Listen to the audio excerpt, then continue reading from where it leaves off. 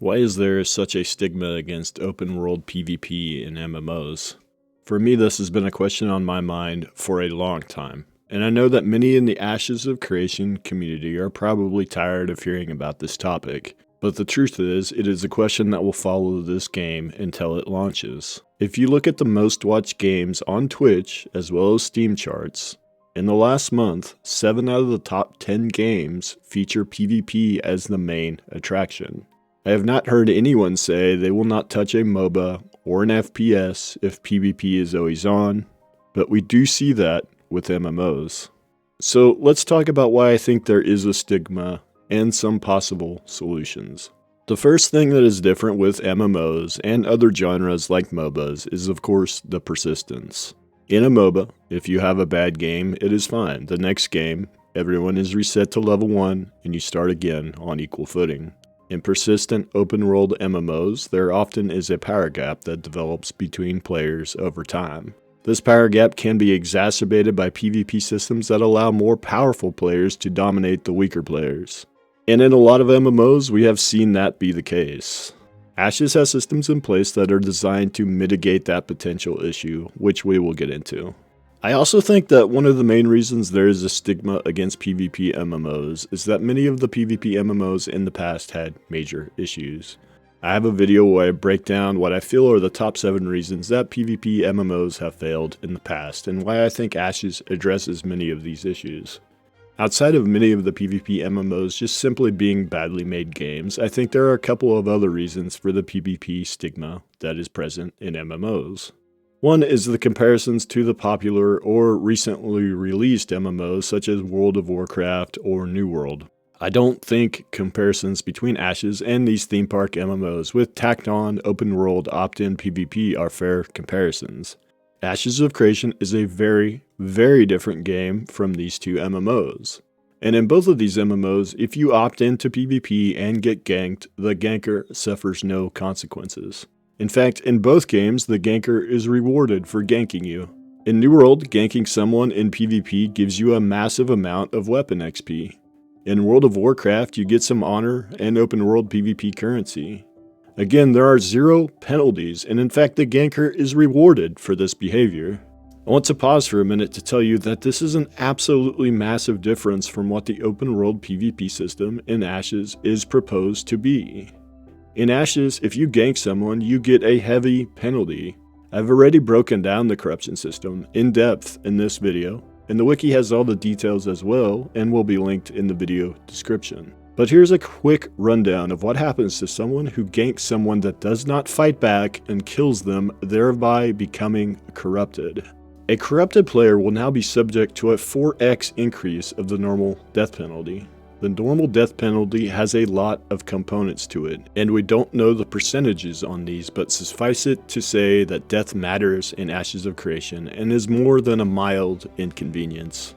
For players that are corrupted, death is a massive inconvenience. And on top of increasing the normal death penalty by 4x, corrupted players can now also drop finished items upon death. This is one of the only ways that players can drop a finished item in Ashes of Creation when they are corrupted. Normally players just drop materials. And luckily, the way the corruption system works, players get no penalties for killing a corrupted player, and in fact are incentivized to kill the corrupted player because of the corrupted player's increased drop chances. And if that is not enough incentive, Ashes has a bounty hunter system that will reward players even further for seeking out and killing corrupt players.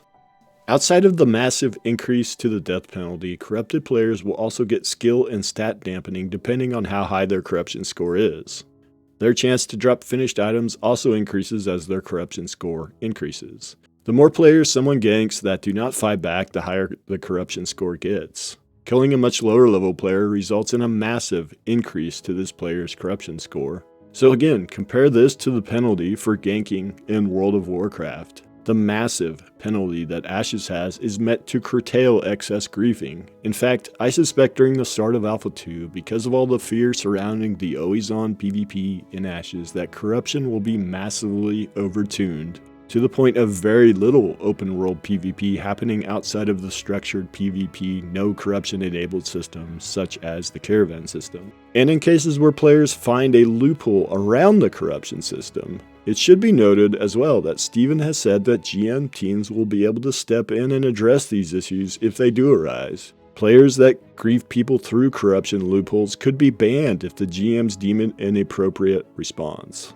But to be fair, Ashes also does have a fairly significant penalty for the person that gets ganked. If you get ganked and do not fight back, you take the normal death penalty, which, as I said, is much more than just a small slap on the wrist, like it is in World of Warcraft. However, players, if they do fight back, will be flagged as a combatant and take half the normal death penalty. This is how open world PvP could happen in Ashes. If players do fight back, then you will see a decent amount of open world PvP. If players choose to not fight back, I believe a lot of the people will learn after getting corrupted a few times that it is not worth it. In fact, I think there will be very few times that becoming corrupted will be worth it. Maybe if you suspect the player has been gathering a very rare material, or is currently gathering a very rare material, and you want to gather it instead, then it might be worth it. But I suspect those instances will be rare, and in a lot of those cases, the person getting attacked might fight back to get the lower drop rate and to potentially hold on to the rare materials if they win. So the person getting ganked also has a more severe penalty than they would in most theme park MMOs. But this leads me to my next MMO that I often see compared to the open world PvP and Ashes, and is another one that I think is a very bad comparison. Mortal Online is an MMO that has brutal, full loot open world PvP. This is not even remotely close to what Ashes of Creation is proposing with their system. In Ashes, players will not drop everything they are wearing and their full inventory. You will only drop a percentage of your materials. This is a massive difference from full loot PvP MMOs. So to summarize, I think unfair comparisons to MMOs that do not have any penalties for gankers, or comparisons to MMOs that have much higher penalties for those that are ganked than what Ashes is proposing, are some of the main reasons we see this stigma. Many have a set idea of what an MMO is, and for many, that MMO is the one they played the most. And of course, for many in this genre, that MMO is World of Warcraft. WoW is incredibly different from Ashes at a fundamental level, so comparisons are not in many cases fair.